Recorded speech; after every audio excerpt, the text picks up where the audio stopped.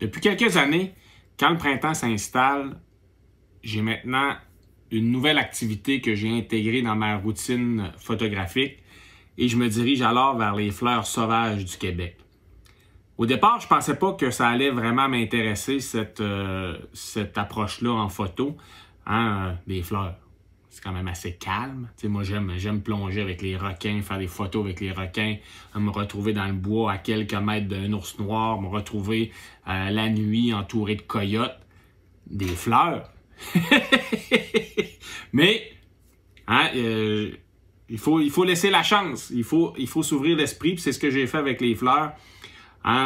Puis j'ai découvert une activité en photo qui est très, très apaisante, que j'aime beaucoup. Les fleurs, ça te laisse le temps d'essayer et de réessayer, puis de corriger ce que tu essaies de faire. L'essai et erreur, ça bouge pas, fait que tu peux quand même essayer à plus d'une reprise quelque chose, innover, faire preuve d'imagination, d'originalité. Et ça reste quand même des créations naturelles absolument hallucinantes. Au Québec, c'est superbe. Le bal s'ouvre avec les hépatiques, avec les clétonies, des toutes petites fleurs printanières qui sont super colorées, qui sont délicates, mais qui sont magnifiques. Ensuite, on va tomber avec les trilles. Là, ces temps-ci, j'ai une érablière pas loin. Il y a des trilles, il y a des uvulaires à feuilles sessiles. Toutes des fleurs qui ont rien à envier à ce qu'on pourrait imaginer dans le sud. C'est des fleurs au Québec, les fleurs sauvages au Québec sont vraiment magnifiques. Fragiles aussi, quand on pense à l'érythrone d'Amérique, l'érythrone, ça peut prendre jusqu'à 10 ans avant que cette plante-là fleurisse. Alors quand on réussit à traduire cette beauté-là en photo,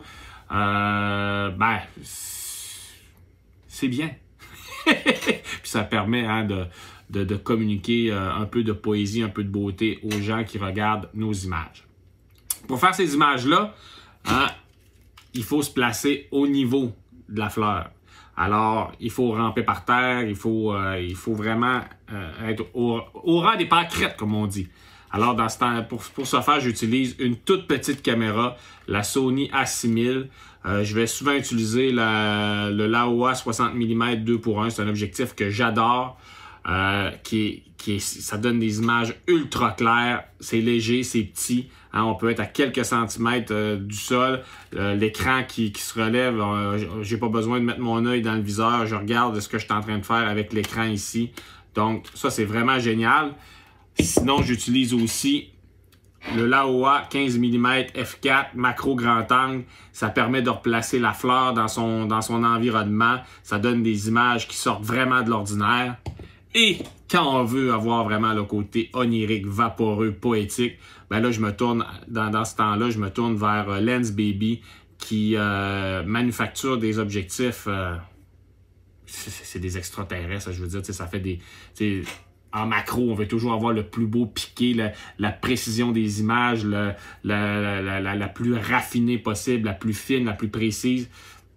Mais ces objectifs-là, c'est le contraire. Là. Ça c'est le Soft Focus 2. Soft Focus, ça le dit, le focus va être mou, mais ça va faire des ambiances ultra poétiques. J'adore cet objectif-là, tout petit. Je l'utilise toujours avec une bague d'allonge parce que je trouve que c'est un 50 mm. La distance de travail est trop longue pour ce que moi je fais. J'aime la macro, j'aime être au plus près de mes sujets. Alors avec une bague d'allonge, là, j'ai l'effet vaporeux du Lensbaby Soft Focus 2 et puis j'ai le côté macro. Génial, génial, génial. Et je vous montre qu'est-ce que ça donne dans les instants qui suivent. Puis j'en profite avant de terminer pour vous dire abonnez-vous, partagez mon travail, commentez, posez-moi des questions. Je suis là pour ça. Merci, à la prochaine.